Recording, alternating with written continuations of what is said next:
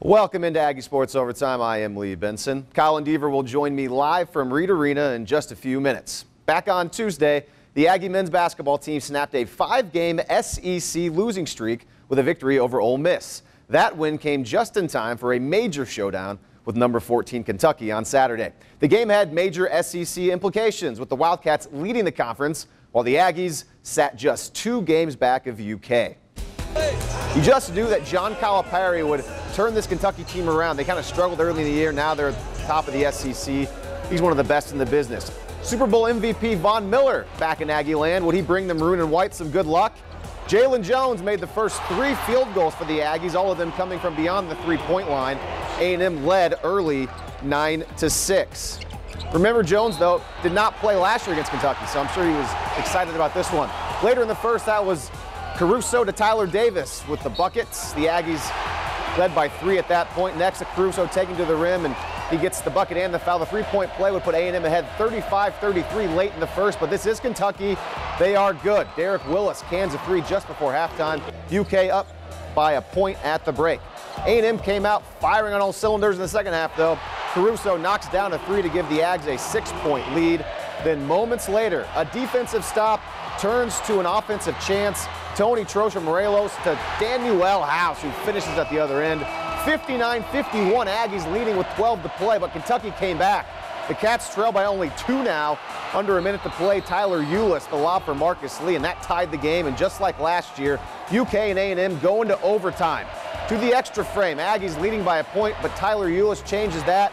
His floater is good. Cats up 76-75 with a minute to play. Now, just seconds left. This is where it gets interesting. Last chance for A&M. Anthony Collins turns it over. Isaac Humphries gets it for UK. Looks like all hope is lost for the Aggies, but off screen, Humphries throws the ball down on the court. He's called for a technical foul. Very bizarre. All the Kentucky players are not happy about it, so new life for the Ags. Daniel House goes to the free throw line, gets 2 shots, makes both of them. Just like that, A&M leads by a point. Now Humphries was fouled earlier, but he fouled out on the technical, so Billy Kennedy picks Scala Bizier to shoot 2 free throws. He makes 1 of 2. Game is tied up. A&M gets the rebound. Timeout, Ags. Here we go. Tied at 77, 5 seconds to play. Daniel House goes in, misses, but there's Tyler Davis with the putback at the horn. The Aggies pull it off, and in dramatic fashion to boot. 79-77 is the final in overtime. Jalen Jones led the way with 24 points for Texas A&M. Alex Caruso and DJ Hogue added 10 apiece. Tyler Ulis led Kentucky with 22. Let's hear now from both sides after the win for the Aggies. Once Daniel got the ball, I knew he was either going to shoot it or drive it. He was getting to the basket. He just was getting some calls, but, I kept my guy on my backside, and once he put the shot up, I just had a chance to grab the board and put it back in. It was a heck of a game. Real fortunate to get the win. I was really impressed with Kentucky's guards, obviously. Down the stretch, they made it hard to put them away. And proud of our guys for being resilient and hanging tough and fighting and figuring out a way to win. And Tyler Davis, what a heck of a play he made at the end and went to the rim like he was supposed to and made a big shot. It just means that, we're getting on the steps of getting back on the right track where we were earlier in the season. We know we're a good team and we're all clicking and doing the right things, and we just got to continue to build on this and take it one day at a time. This was just to grind it out, just try to win the game, do whatever you have to. We're putting in plays on the fly. It was like football, drawn in the sand, trying to figure out stuff. And just tried to get out of the gym, and we're sitting there saying, oh my gosh, we may get out of here. Then what? And you lose, it's the game. And that's how this stuff goes. So it's a great thing about sports.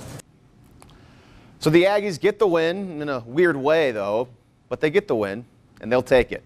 Colin Deaver was at the game, and he's still there at Reed Arena, probably assisting with the cleanup crews over there. They actually turned the lights out for him. Don't they know that he's there? It's kind of rude. Anyways, he's hanging out there, so let's go out to Colin live. Hey, Colin. Man, what a win for the Aggies. Thanks, Lee. Well, what a time to be alive it was at Reed Arena tonight. The Aggies played maybe the best game I've ever seen in person. Texas A&M and Kentucky both just refused to waver, but eventually it was the Aggies getting the last laugh in what might be the biggest win of the Billy Kennedy administration.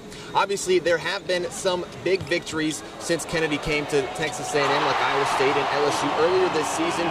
But with as much as the Aggies had on the line, think about it this way. If they lose, it's another demoralizing loss for a team in desperate need of some good karma. So they come out on the winning side, and for the Aggies, it was one of the best wins they've had in the Kennedy era. Yeah, I mean, it had to be up there, man. We played against a lot of tough competitive teams this year, and especially in Reed, and it's probably had to be in the top ones, especially on the game-winning tip, and Reed going crazy like it did. This was a heck of an experience tonight. It would have been a tough loss because we played so hard. I felt like my teammates gave it everything. The guys off the bench gave it everything they had. We had great support. I think everyone just played their hearts out tonight. So a loss would have been tough, but just because of the fact that we all played so hard for this game.